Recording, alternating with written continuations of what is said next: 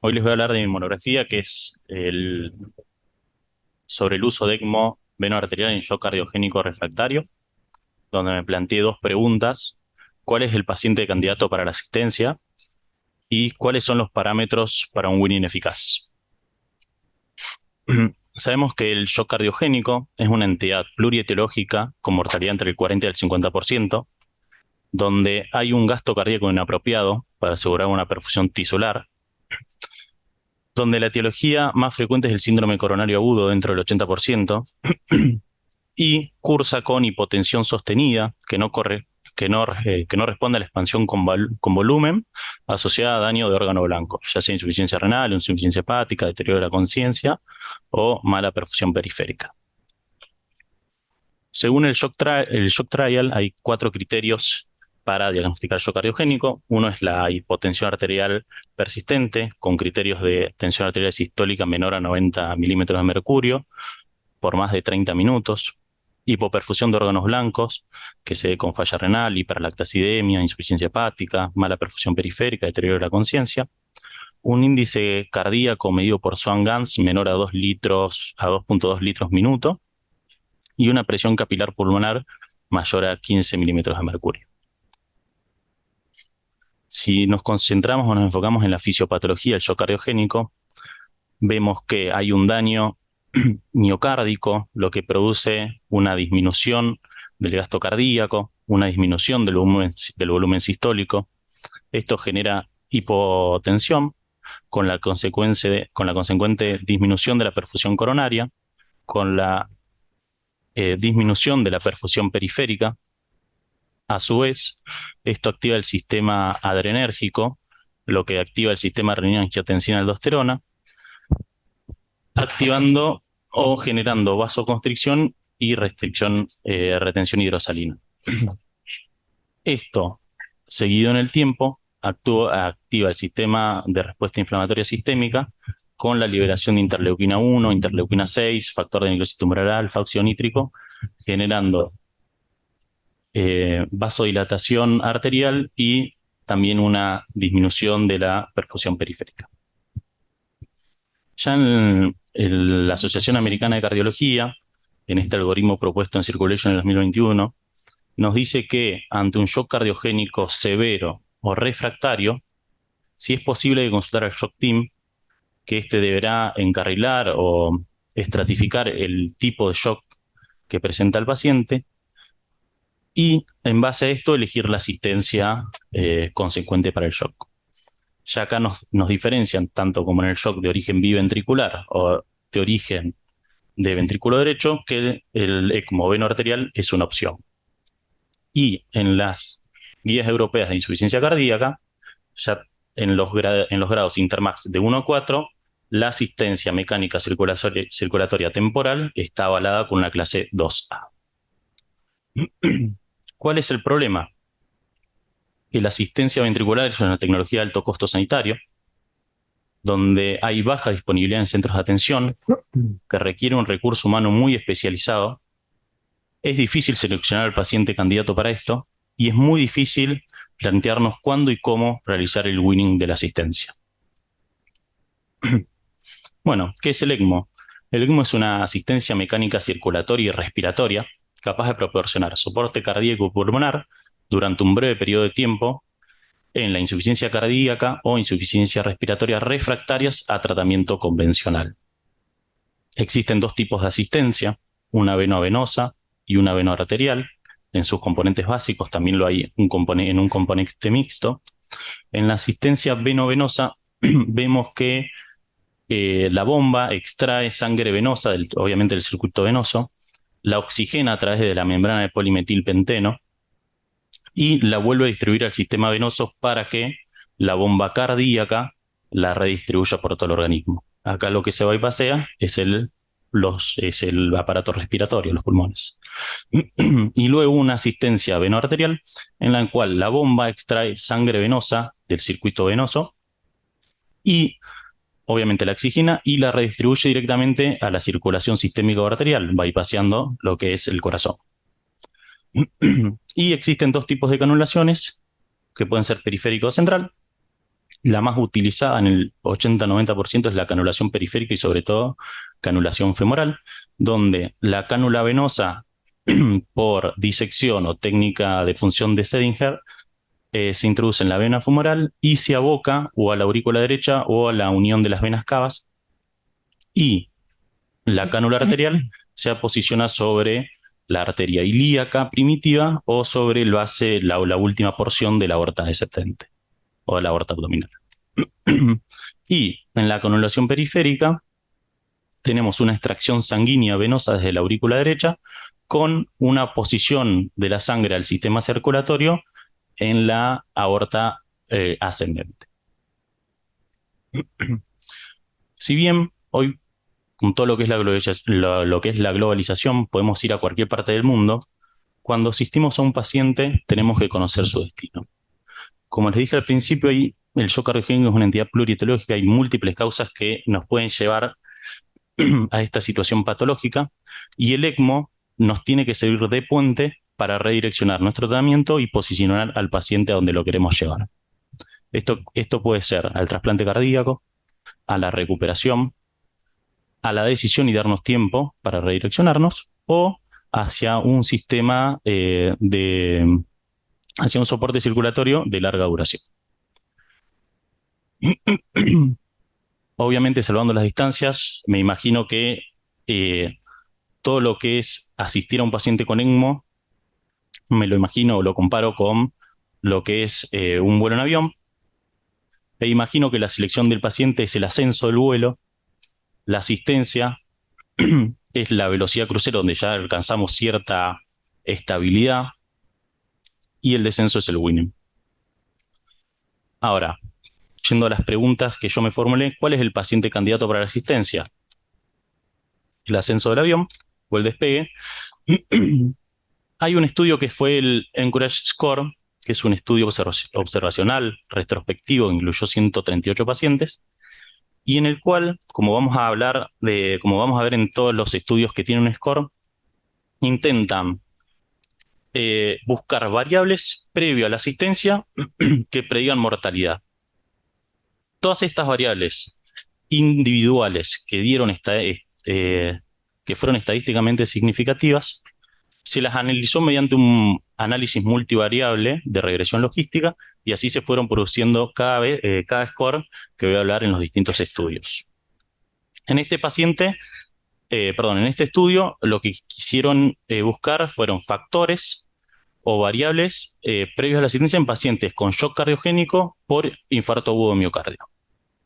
Y se vio que los predictores independientes de mortalidad fueron la edad mayor a 60 años, el índice de masa corporal mayor a 25, un Glasgow menor a 6, una creatininemia mayor a 1,7 miligramos por decilitro y un lactato mayor a 2. Y vemos que se formaron 5 grupos, dependiendo el puntaje de cada paciente. Cada grupo tenía un límite, un mínimo y un máximo de cada mundo, y a mayor puntaje, mayor mortalidad. Luego hay otro estudio, que es el SPR Score, que es un estudio observacional retrospectivo, unicéntrico, en el cual también se incluyeron 150 pacientes con paro cardíaco intrahospitalario presenciado y asistidos con ECMO venoarterial. El análisis estadístico fue el mismo. Se buscaron variables individuales previo a la asistencia, y las que fueron estadísticamente significativas y tuvieron un puntaje fueron la edad menor a 66 años, la actividad eléctrica sin pulso,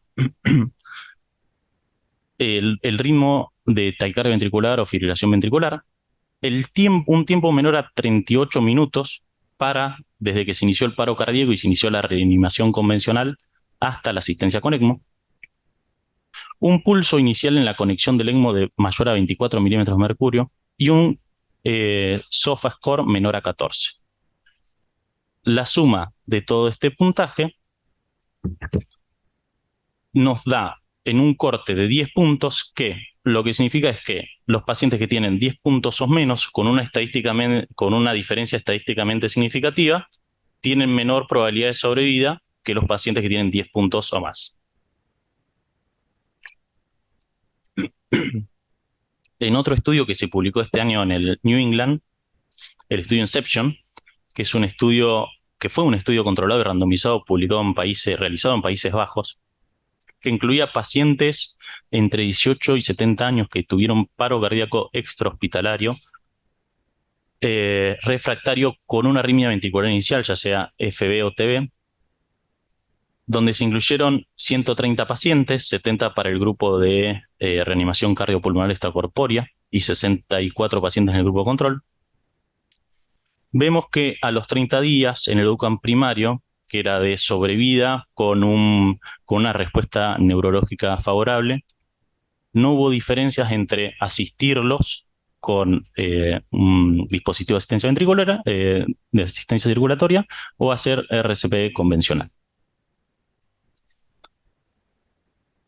Otro estudio, el PC-ECMO Score, que fue un estudio multicéntrico retrospectivo, donde se incluyeron 780 pacientes mayores de 18 años, que se encontraron en shock cardiogénico posterior a postcardiotomía, donde no se los pudo destetar de la bomba circulatoria, ni con altas dosis de inotrópicos o con balón de contrapulsación intraórtica. Vemos que las variables pronósticas para la mortalidad fueron la edad, ya mayores de 60 años sumaban puntos, el sexo femenino, el antecedente de una cirugía cardíaca, un ácido láctico mayor a 6, que se haya sido una cirugía del arco aórtico o que posterior a la cirugía haya tenido un stroke. En el gráfico a la izquierda lo que vemos es un gráfico de barras donde se ve la mortalidad en las barras azules con los pacientes asistidos con ECMO y en barras rojas los pacientes que pudieron winearse del ECMO pero tuvieron la mortalidad hospitalaria. Obviamente a mayor puntaje, mayor mortalidad. Y en el gráfico a la derecha lo vemos en una curva de Kaplan y Meyer, donde a mayor puntaje, mayor mortalidad a lo largo del tiempo. Y si bien ya dentro de los primeros meses o dentro del año, la, la perspectiva de la curva se mantiene a lo largo de los años. O sea, si sobrevivo a ese primer año de vida, la mortalidad se mantiene sin cambios. Luego, hay un estudio muy grande que es el SAFE-SCORE, que es un estudio observacional, retrospectivo, que incluyó pacientes del registro de la ELSO entre 2006 y 2013. Excluyeron a los pacientes que se asistieron por paro cardiorrespiratorio. Y lo importante es que hicieron, para validar el score, una comparación con una cohorte de pacientes en un hospital de Melbourne entre 2006 y 2013 al mismo tiempo. Se incluyeron 3.850 pacientes y 0 puntos del score equivalía a una supervivencia del 50%. ¿Cuáles fueron los factores protectores? La edad menor a 60 años, el peso entre 75 y 89 kilos, una miocarditis aguda, la asistencia por miocarditis aguda, la asistencia post-trasplante, la asistencia por tormenta eléctrica refractaria, ya sea por TB o FB, la presión arterial diastólica alta y una PIP baja. Y los factores de riesgo fueron la enfermedad renal crónica, la asistencia respiratoria prolongada previo a la asistencia, el paro cardiorrespiratorio previo a la asistencia, la cardiopatía congénita, la hipotensión arterial y los bajos valores de bicarbonato. Esto es todo lo que les da puntajes al score, tantos puntajes neutros como positivos o como negativos. Se los dividió en 5 grupos, dependiendo del puntaje, desde menos 10 puntos, desde menor a menos 10 hasta mayor a más 5. Y, obviamente, a mayor puntaje positivo, la sobrevida es más alta. Y esto lo traje para que lo vean, es un score que es de muy fácil acceso, que está en internet y es de fácil utilización. Por último, en este año salió otro estudio, que es un estudio retrospectivo, unicéntrico, observacional, donde se enrolaron 570 pacientes y a los pacientes se los dividieron en 3 grupos según el pH, por un lado, y en otros 3 grupos según el lactato, por otro. Vemos que a menor pH previo a la asistencia, menor supervivencia, siendo menor del 25% cuando tenemos un pH menor a 7, Y en comparación con el lactato, vemos que tenemos una sobrevida alrededor del 25-30% con un lactato mayor a 7. Y de acá nace la regla de los 3,7 que ante un pH menor a 7, un ácido láctico mayor a 7, la sobrevida es menor al 7%. Ya realizamos el despegue, ya alcanzamos la velocidad crucero, tenemos al paciente asistido. Si bien nos podemos desabrochar el cinturón, nunca hay que hacerlo por miedo a turbulencias. Vamos a tener un viaje y vamos a iniciar el despegue, ¿sí? El aterrizaje, perdón. Ahora, ¿cuáles son los parámetros para un win eficaz? Lo primero que nos interrogamos es, ¿qué decimos que es un win exitoso? Decimos que es un win exitoso cuando el paciente no requiere de nuevo otra asistencia circulatoria. Pero, ¿esto en cuánto tiempo? ¿24 horas? ¿48 horas? ¿30 días? Cada autor pone su tiempo y la verdad que no lo tenemos claro. ¿Hay marcadores asociados al mal pronóstico posterior al winning? Sí, las hay, como la obesidad, el tiempo de asistencia que requirió el paciente, la falla renal, la falla hepática, el SOFA, el ácido láctico de la diabetes. Y también hay marcadores o predictores asociados al éxito del winning, como es el índice cardíaco mayor a 2,4 litros minuto, una presión arterial media mayor a 65, una presión capilar pulmonar menor a 18, una presión venosa central entre 8 y 12, una PAFI mayor a 200, normalización de la falla hepática, un ácido láctico bajo y que el paciente presente pulsatilidad. Todo esto hablando previo al momento del win específico, podríamos decir que es un pre-winning. Está bueno este concepto que es el ABCD para ordenarnos y llegar a este momento tan crucial de la mejor manera posible. Siempre que haya arritmias, tratarlas. Las bradiarritmias pueden jugar en contra del gasto cardíaco, ya que el cronotropismo es fundamental.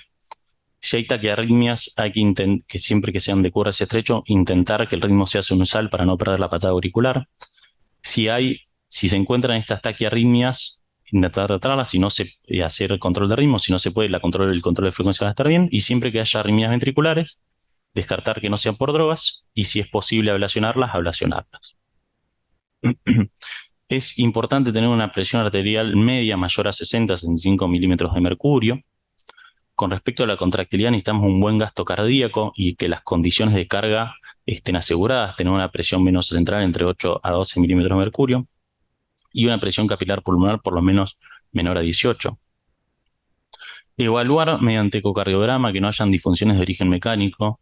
No es la primera vez que pacientes fallan el WIN porque o están taponados y el ECMO esa falla la suple, que no tengan ninguna CIB, que no tengan ninguna insuficiencia mitral de origen isquémica. Y por último hay factores cardíacos, extracardíacos, que están relacionados con la alteración de los iones que pueden generar arritmias, alteración de las hormonas tiroideas, tanto el hipotiroidismo como el hipertiroidismo, las condiciones respiratorias y por último, sabemos que los pacientes asistidos con ECMO tienen más riesgo de tener infecciones hasta en un 65% y lo que no se sabe es cuánto influye la presencia de infecciones en el fallo de Win. Entonces, para intentar una prueba de winning, deberíamos asegurarnos de tener un índice cardíaco mayor a 2,2 litros minuto por metro cuadrado, una presión arterial media mayor a 65, una presión venosa central entre 8 y 12 y una presión capilar pulmonar menor a 18.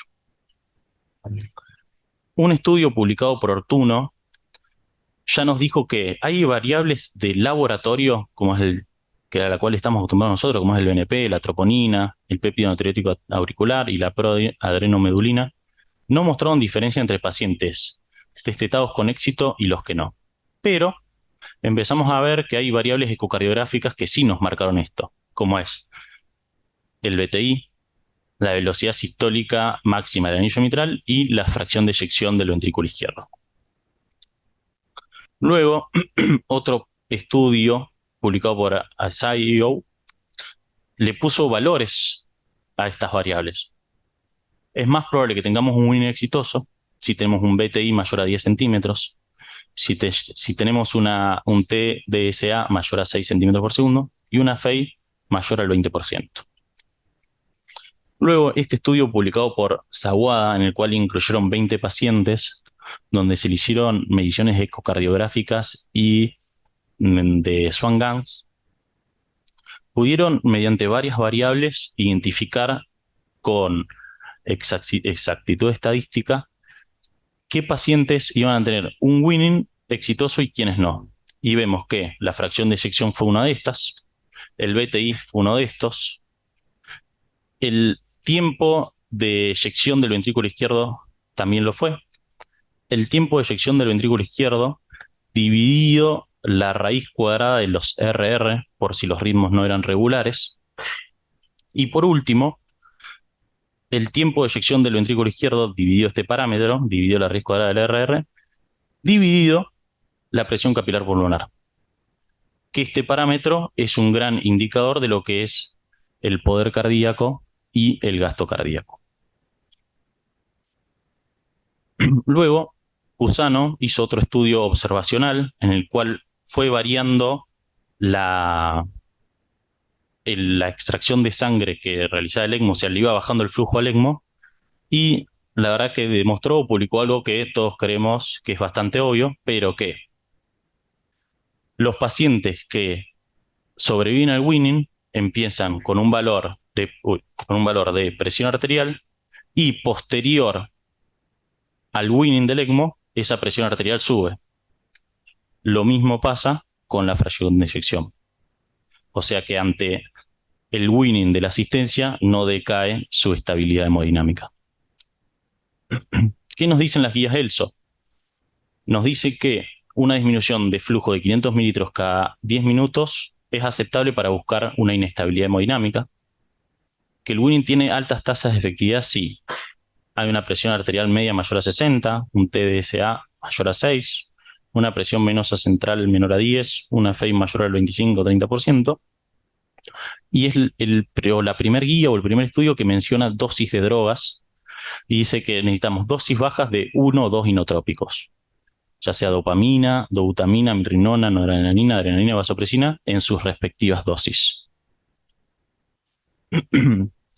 Ahora, sabemos que el levosimendan es un inotrópico que está bastante de moda, es un inodilatador y es un sensibilizador del calcio. Como su mecanismo fisiopatológico es bastante atrayente, ya que aumenta el gasto cardíaco sin generar aumento de la poscarga.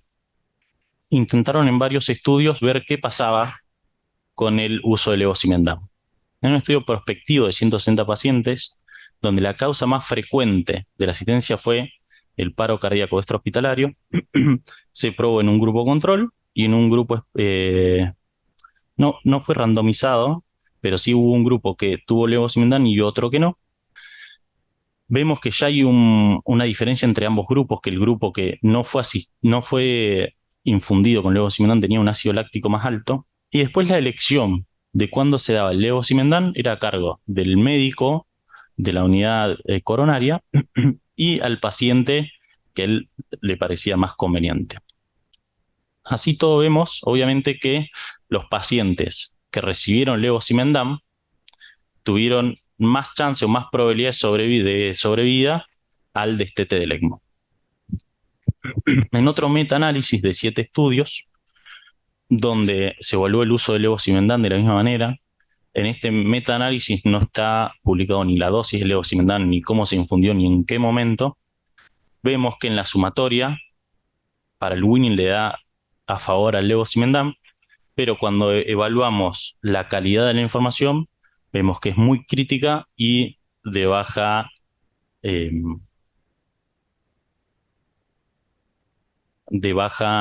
evidencia. Bien, para ir terminando y respondiéndome las dos preguntas que me planteé al inicio, ¿cuál es el paciente candidato para la asistencia?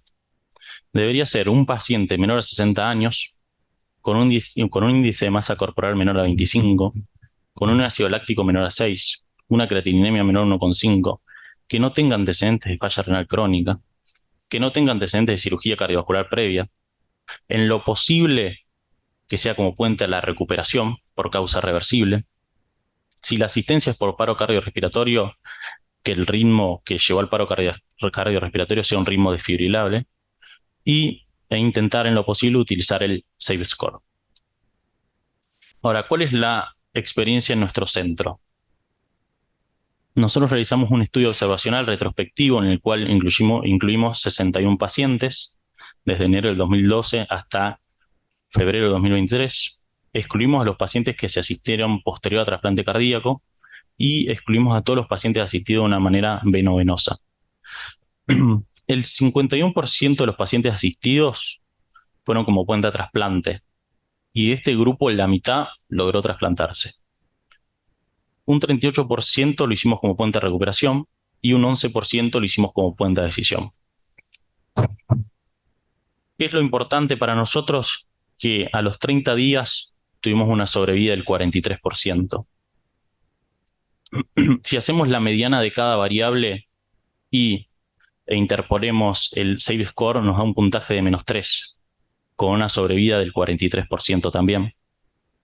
Y creo que lo más importante y destacable aún, que estos son los valores de la ELSO hacia el 20 de julio, la semana pasada, y mundialmente hay una sobrevida del 46% y nosotros tenemos los mismos números.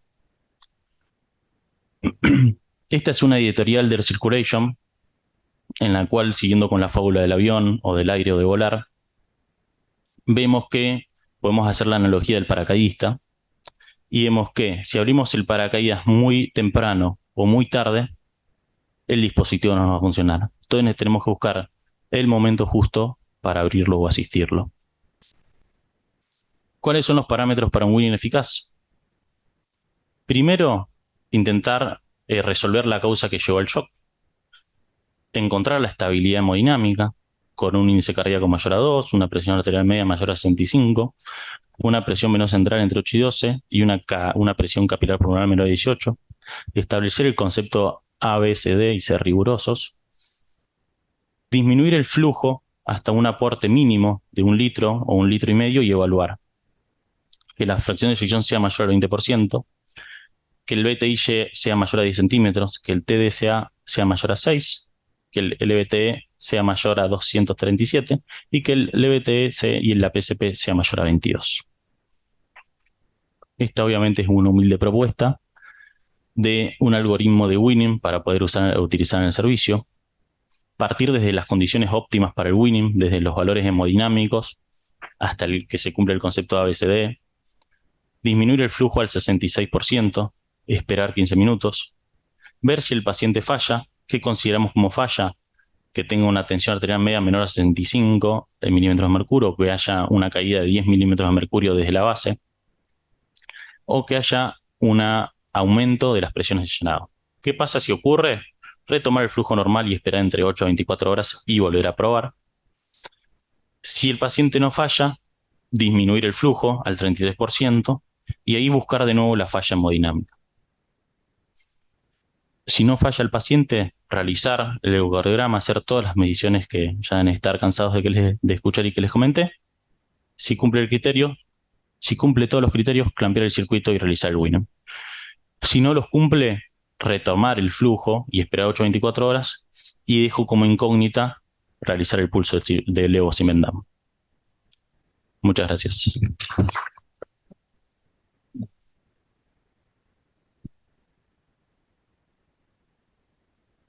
Bueno, felicitaciones, Guido. La verdad que te felicito. Has hecho un trabajo magnífico, no solo porque has revisado toda la bibliografía y te has adentrado muchísimo en el tema, sino porque revisaste todos los pacientes que se colocaron un ECMO en el servicio, te tomaste el trabajo de pulir esa base en reiteradas oportunidades y de ir y mirar cada observación que uno tenía dudas una y otra vez y lo hiciste. Y creo que lograste sacar información muy valiosa. Entonces, no solamente hiciste una excelente revisión bibliográfica, que lo presentaste muy bien para mí, muy claro, tomaste el trabajo de ver cuál era nuestra experiencia en todo eso y aparte generaste una propuesta, que me parece que eso es llevar las cosas más, incluso mucho más allá de lo que se te había pedido. Así que por mi parte, primero que nada, felicitarte, decirte que me gustó mucho todo el proceso y el trabajo que hiciste, que lo coronas hoy con una presentación, y me gustaría que alguien, el resto, opine a ver qué les pareció la presentación y qué comentarios tenemos acerca de cómo usamos el ECMO. Ani, Lucho. No, la verdad que coincido en todo lo que dijo Nacho. Me encantó el abordaje, el análisis de los datos, la forma en que lo expresaste. eh, y la verdad que este es un tema muy difícil de abordar. Si uno pone en PubMed ECMO BA, es impresionante la cantidad de cosas que salen, estudios por todos lados, datos. Es muy difícil abordar el tema porque hay mucha información y por supuesto lo que faltan son ensayos, que hasta ahora hay muy pocos y que los resultados que muestran esos ensayos un poco se replican en otras intervenciones agudas dentro de la unidad coronaria. Ejemplo, inotrópicos, ejemplo, BNI, ejemplo, balón de contrapulsación. Ya sabemos que el último estudio de balón de contrapulsación es negativo. Sin embargo, nosotros en determinados pacientes muy seleccionados lo usamos y con buenos resultados. Lo mismo que mostraste vos con el ECMO. Solo quiero agregar un comentario de esto de los ensayos y el tema. Fíjense que nosotros en recorrida permanentemente, cuando hablamos de ECMO, hablamos que la anticoagulación debe ser con heparina sódica y que el parámetro a medir es el anti-10, ¿no? Todo el tiempo estamos en eso. Bueno, les quiero contar que hay un ensayo en marcha holandés de 3 ramas, 2 son con heparina sódica y no miden anti-10, usan KPTT. Un ensayo que ahora está en marcha. Y la tercera rama es heparina de bajo peso, que no está en nuestros planes usarlo. O sea que este es un tema, digamos, que está cambiando todo el tiempo y va a cambiar, ¿no? Y para mí clave, como dijo Guido, clave en este punto es seleccionar bien el paciente y el momento del winning. Excelente. Comentario. Primero, dos cosas. Me pareció excelente la calidad de la información que rescataste y excelente la forma que la presentaste, pues muy compleja la temática como para hacerla rápidamente y fácilmente entendible por un auditorio. O sea, digo, uno puede tener muy buena información, pero no transmitirla bien. Vos lograste las dos cosas, que es reunir una información de mucha calidad y presentarla de manera muy clara. Así que eso me pareció buenísimo. Un comentario de lo único que yo puedo hablar con un poquitito de confiabilidad, que es las imágenes. Creo que el eco tiene que formar parte, como bien dijiste, de la escala de decisión. Y quiero aportar un comentario. Hay algunos parámetros que son muy reproducibles y algunos parámetros que tienen muchísima variabilidad. Y como están dentro de la escala de decisión, quería remarcarte, no sé tu opinión. Hay 2 parámetros que vos decís que para mí tienen mucha variabilidad, especialmente en un paciente crítico que va a estar cerca del punto de corte, que son la fracción de eyección y el BTI. ¿Por qué digo esto? Porque si uno va a tomar una decisión en eso, que está bien que lo pongan, sepan que son parámetros que están dentro del error y que los expertos podemos decir, el otro día nos pasó con un paciente en otro contexto, que puede medir un BTI de 8 y viene otro y mide 11 y es crítico porque cambia de grupo. Y lo mismo la fracción de eyección. Y uno puede decir, el BTI sigue el BTI, que usamos para tantas cosas todo el tiempo, para medir un montón de cosas. El BTI tiene mucha variabilidad porque depende de dónde lo pongamos, un poquito más arriba, un poquito más abajo del tracto de salida, y depende si incluimos o no incluimos una parte que tiene artificio. Bueno, no importa, tiene variabilidad. Y lo mismo la fracción de eyección. Y que lo que tiene muy poca variabilidad y es bastante reproducible es el tisular, como bien dijiste, y un parámetro que se usa poco y es muy útil, que es el tiempo de expulsión. Porque eso es muy claro. Cuando empieza y cuando termina un flujo, no quedan muchas dudas. Y eso sí es muy reproducible. Así que si vamos a tomar estos parámetros, me parece muy bien porque están con aval bibliográfico, sepamos cuáles son los fuertes, reproducibles y sólidos y cuáles son los que, bueno, si tenemos duda, sepamos que son variables, ¿no? Bueno, Guido, felicitaciones, la verdad, excelente, excelente todo, la búsqueda, la presentación. Me encantó la analogía del avión, porque los dos puntos críticos es el despegue y el aterrizaje, A ver, no sé si es... eh, no es fácil representar lo crítico de ese momento, porque le va la vida al paciente tanto en ponerlo, bueno, uno ya tiene medida de soporte, pero en sacarlo. Y lo blando, como decía Mariano, y eso me quería volver para atrás en alguno de los estudios, vos fíjate que la diferencia es entre 11 y 18 de fracción de eyección.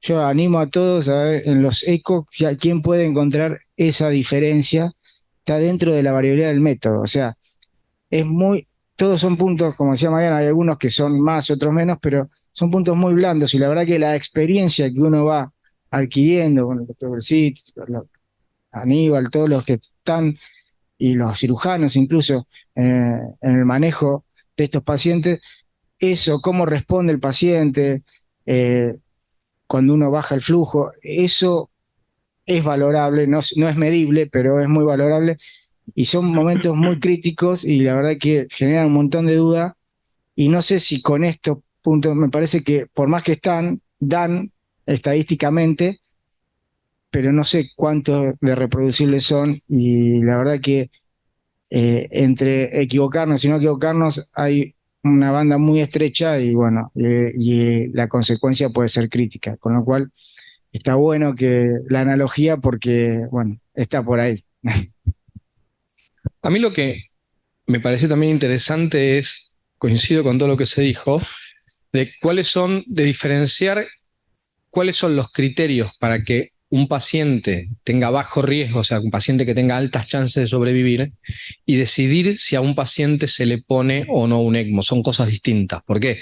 Porque si vos agarrás y decís, bueno, el paciente al que le vamos a poner el ECMO son todos los características menos de 60 años, un índice de masa corporal de menos de 25, o sea, en los pacientes del mundo real y que le ponemos el ECMO, la verdad es que creo que hubiésemos puesto un tercio o un cuarto de los ECMOs que realmente se pusieron. Y creo que hay un montón de otras cosas que tienen que ver con la toma de decisiones, que no son parámetros tan duros o tiene que ver con el cuadro clínico, cómo se presentó el paciente, cómo evoluciona ese paciente, un montón de cosas. Entonces, está muy bueno que uno sepa y decir, mira, ¿sabes qué? No, a este paciente le va a ir muy mal.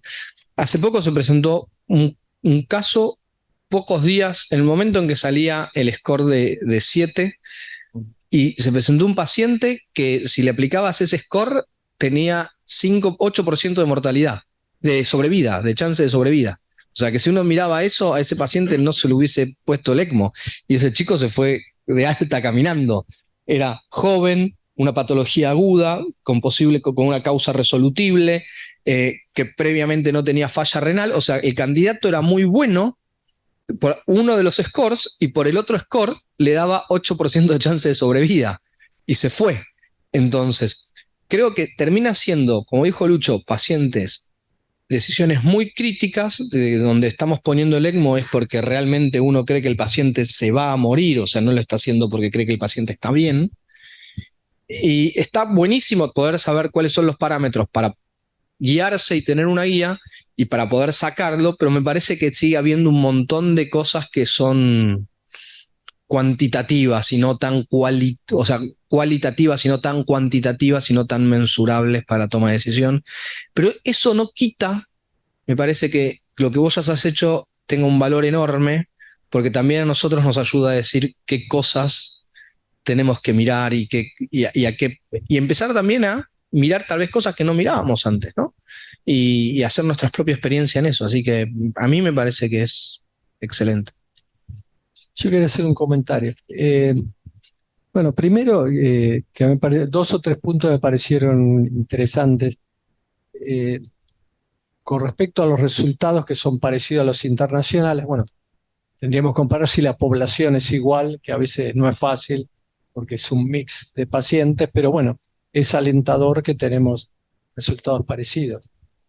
El otro tema también, que aproximadamente la mitad de los pacientes que se les puso ECMO y llegaron a trasplante cardíaco también es bueno, porque son pacientes muy críticos, si pueden llegar a trasplantarse también es bueno. El tercer punto es que cuando vos hablas de las mediciones, que parece bien como dato orientador, como recién varios comentaron, cuando uno presencia el winning de un ECMO, no es un momento, porque vos estás viendo al paciente hacer las mediciones, a los 2 minutos le agregás más adrenalina, lo expandís, si se pone hipertenso, le bajás alguna droga que le da hipertensión. Entonces van variando las mediciones continuamente, no es un paciente que es un punto de corte en el winning que tengo todas las mediciones. Por eso me parece que está bien que son orientadoras todas las medidas, pero hay que verlas en lapso más prolongado. Quizá el esquema que decís, bueno, bajamos al 66%, después al 33%. Evidentemente lo que estamos haciendo no es malo porque nos va aproximadamente parecido a los otros lugares, ¿no? Pero creo que es eso, que el paciente va variando de rato a rato. No es para, nuevamente, no es para desmerecer el valor de las mediciones, que hay que tenerlas, pero saber que es difícil porque pueden variar. El mismo paciente que ahora lo ves, nosotros usamos mucho la saturación, dar la saturación venosa mixta del paciente también, porque ves que el paciente le parece lo está sosteniendo bien, como una presión, le empieza a dar la saturación venosa mixta y al rato el paciente está destrozado. Es un dato, bueno, que usamos con frecuencia también. Y después el otro punto que recién habló Lucho, dijo bien, los 2 puntos claves son el, el, el decolaje y el aterrizaje, pero también en el medio es complicado, pues son pacientes que están anticoagulados, que sangra, que se trombosa, que no los podés asistir todo el tiempo como querés, que hagan arlequín, o sea que también es un tema bastante delicado. Bueno, algunas cosas hemos mejorado, pero creo que son pacientes todavía que siguen siendo muy críticos, pero estuvo muy bien la presentación, la verdad que. Sí, yo creo que los datos, primero que creo que es muy difícil hacer estudios dinámicos, estudios científicos dinámicos, que los datos nos sirven a los que no tenemos experiencia, y después esto es medicina y es un arte, después el ojo que tiene cada uno con su experiencia creo que es el plus que le da los datos.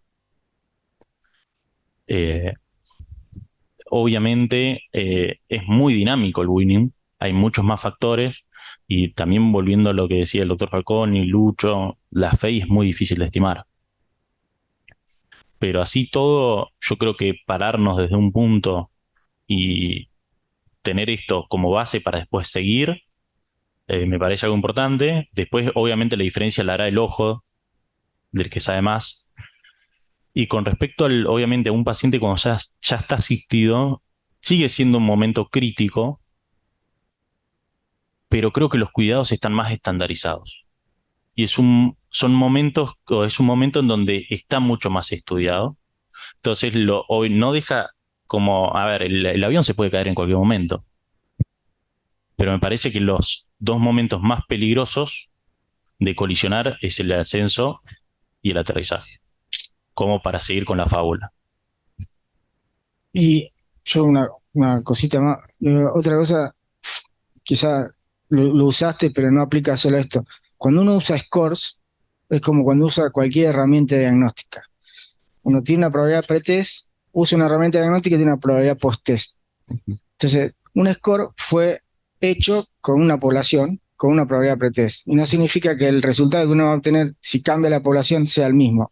Por lo cual, basarse solo en scores tiene sus bemoles, ¿sí? Siempre hay que tener en cuenta en qué población fue realizada, cómo era la población con la que se diseñó, y ver si la población a la que lo estoy aplicando es la misma. ¿Sí?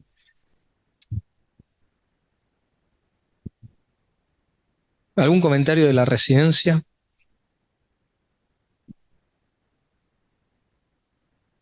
Muy buena, Guido, la presentación me pareció excelente, muy ordenada, muy clara y un tema muy difícil y de abarcar. Una pregunta, porque me gustó, está bueno el trabajo que hiciste. ¿Qué medida de láctico tenían los pacientes a los que le pusimos ECMO nosotros? Digo, pensando analógicamente con el trabajo de los 7, ¿no? 4.9. Siempre es previo a la canulación. El último ácido láctico previo a la canulación del ECMO.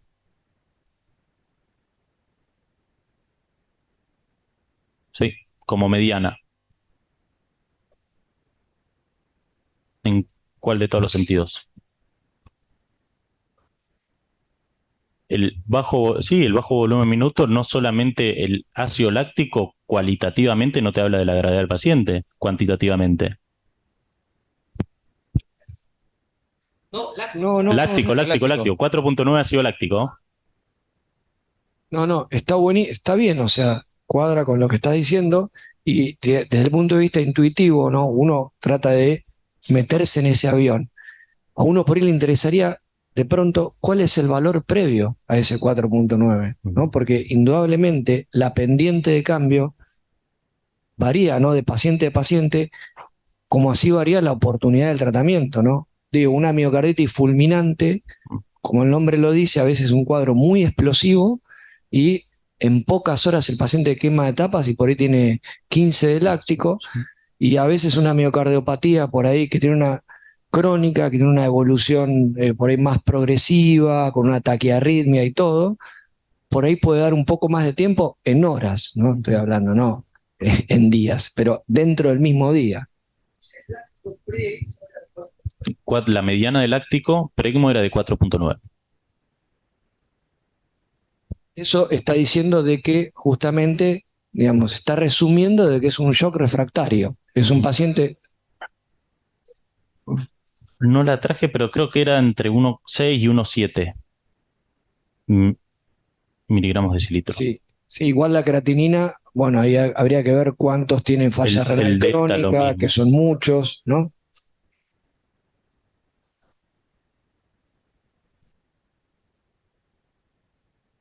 No, pero eso define muy bien la población que se está asistiendo. 4,9 del láctico es un buen número. Ujú. Y la creatinina significa que no se llegó muy tarde en todos casos. Está bien, y no había mucha falla renal, pero no se llegó muy tarde, porque si no debía tener 3 de creatinina y demás. Ujú. Ese es el otro. ¿Y el volumen minuto promedio cuánto era el último, antes del ECMO? O algunos no tenían SWAN. El promedio, no le quiero mentir, no lo traje, pero era entre 2.2, 2.3 de volumen minuto. Indexado de 1.3. Estaban hechos bolsa, así de Ujú. simple. Shock refractario. Y todos con mucha droga. Sí, por lo menos con por lo menos con noradrenalina más un inotrópico. El 90% tenían 2 inotrópicos. O sea, era una población, perdón, más allá de lo que comentaron los muchachos con respecto al score, eran pacientes que estaban tremendamente comprometidos desde el punto de vista hemodinámico, ¿verdad? Sí. ¿Y la presión promedio en cuánto estaría? Bueno, eso depende un poco también de las drogas. Digo que más allá del score, estos parámetros te definen, mirá, estaban muy, muy comprometidos. Algunos de ustedes acá por ahí pueden estar familiarizados con un score que se llama Intermax, que es un score para, digamos, asistencias, ¿no?